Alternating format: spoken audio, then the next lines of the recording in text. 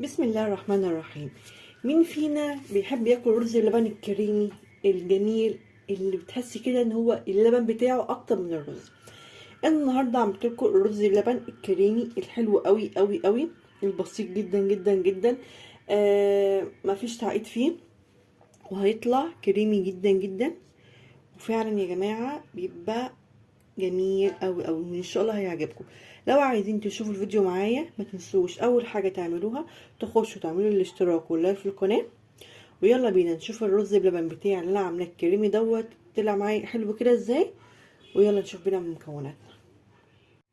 اول حاجه هنا انا عندي كوبايه من الرز منقوع حلو قوي، نقعها ساعتين، وعندي لتر من الحليب انا غلياه. هعمل ايه؟ هحط الرز في الحله اللي انا هعمل فيها الرز بلبن. طبعا الرز منقيه حلو ونقعه حلو قوي قوي. ماشي، ديت حطيت الرز في الحل، واحط عليه بقى تاني ايه؟ هحط عليه ميه، بس مش هحط عليه ميه كتير. ليه؟ لاني انا نقعاه حلو. هحط عليه في حدود كوبايتين ميه، وهقيد عليه النار. هقيد عليه النار كده اهو، وهسيبه يتسلق. انتوا لو بصيتوا يا جماعه عندي الميه مش كتير خالص على الرز، اكني بسلقه سلقه عاديه. هو منقوع حلو قوي. انا بقى هجني اقلب فيه لغايه ما يعني ايه يتسلق حلو قوي. وطبعا عندي هنا لتر الحليب اهو غليه حلو. يبقى انا عندي مقدار الرز بلبن الجميل الكريمي لتر حليب عليه كوبايه واحده. كوبايه واحده يعني إيه رز، يعني كوبايه رز على لتر حليب. ماشي يا جماعه. الكوبايه بتاعت المعياريه هي العاديه بتاعت الشاي، دي الكوبايه اللي بعاير بيها بتاعت الشاي العاديه. انا بقى هسيب الرز لغايه ما يتسلق، وهرجع اوريهولكوا شكله عامل ازاي تاني. ورجعت لكم تاني. شايفين يا جماعه الرز مبقاش فيه ميه ازاي؟ شايفين الرز يشرب كل الميه. هعمل ايه بقى؟ هنزل عليه اللبن بتاعي. هنزل ايه اللبن بتاعي، وهجني اقلب واسيبه لغايه ما ايه ما يغلي كده والرز يتشرب اللبن. وهرجع يعني هسيبه دلوقتي كده اهو. وقبل ما اسيبكم عشان ارجع لكم تاني، هنحط السكر. السكر ده حسب ما انتوا عايزين. بصوا يعني بحط حوالي 7-8 معالق كده، وهقلب. عايزه تسكريه سكريه، عايز تقلي السكر براحتك. هاجي نقلب كده لغايه ما اسم الرز يتشرب اللبن. وهرجع اقول لكم ازاي نحط النشا، واقول لكم مقدار النشا على الكيلو الحليب. ورجعت لكم تاني. شفتوا يا جماعه الرز دي كده غلي مع اللبن، واديته غلوتين. هو بالظبط يقعد 10 دقايق، يعني 10 دقايق وانا حاطه اللبن ساقع، يعني اللبن ما يكونش سخن واحطه. بصوا شكله عامل ازاي اهو. طبعا شايفين ان اللبن اكتر من الرز بكتير، وده اللي انا عايزاه عشان يبقى كريمي، ما يبقاش كتل كده الرز. لا، هو اللبن يبقى كريمي كده. انا بقى هعمل ايه دلوقتي؟ انا جايبه هنا معلقتين نشا، هقوم احط عليهم بالظبط معلقتين ميه، وايه ارجع احطهم على الرز بلبن.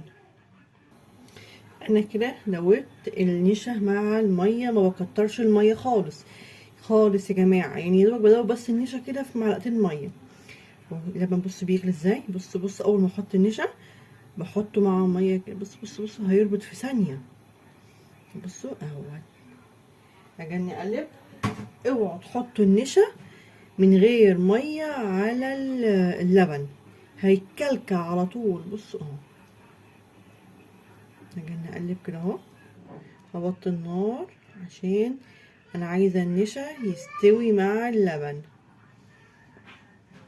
ودوت اسهل رز بلبن ممكن تعملوه في حياتكم يا جماعه. اهو هقلب كده. شايفين عامل ازاي؟ كريمي خالص. ليه بقى؟ عشان انا مكتره اللبن مش مقللاه. شايفين؟ جميل جميل. هديله بس كده غلوتين على النار وهقوم هحطه في الطبقة بتاعتي، وكده خلصت الرز بلبن الخطير ده.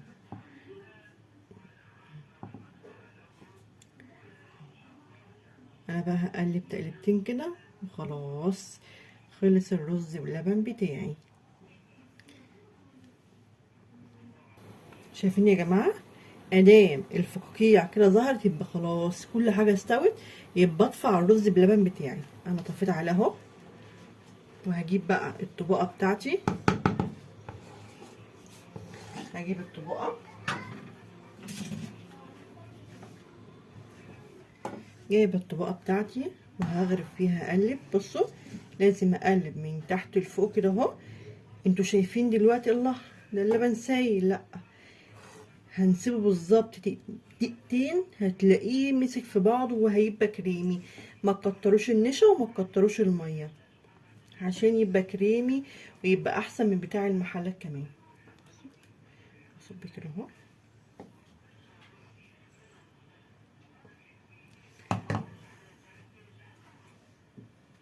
هجيب طبق كمان صب فيه، اني تقلبها كده من تحت لفوق واصب فيه. انا بقى هصب الكميه دي كلها وارجع لكم تاني. ورجعت لكم بعد ما صبيت الرز بلبن بتاعي كده خلاص. عايز تقدمي كده، انا بقى اللي عايز احط جوز هند، سوداني، زبيب، مكسرات، اي حاجه. انا عيالي للاسف ما بيحبوش غير جوز الهند، فمش هحط عليه غير حبه جوز هند كده اهو فوق الوش وهو سخن لسه. انا عيالي بقى ولا بيحطوا ولا بيحبوا الزبيب ولا جوز الهند ولا يعني ولا سوداني قصدي ولا اي حاجه. طبعهم غريب شويه يعني. بس حطيت كده رشه جوز الهند خفيفه كده. وانا بقى ايه جايبه كريز، قلت اغير الشكل اكثر الشكل بكريزيه. بصوا يا جماعه الشكل عامل ازاي اهو، كريزيه كده اهو.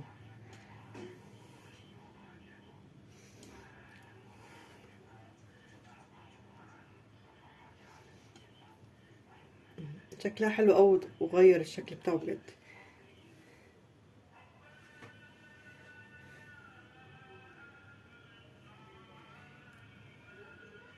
والاتنين بقى الاخر دول مش حاطه معاهم حاجه لان انا عندي بنتي ما بتحبش يعني اي حاجه. وده كان الشكل النهائي بتاعي بتاع الرز بلبن السهل البسيط جدا جدا. ولو عجبكم الفيديو ما تنسوش تخشوا يلا تعملوا لي لايك والاشتراك في القناه. والسلام عليكم ورحمه الله وبركاته.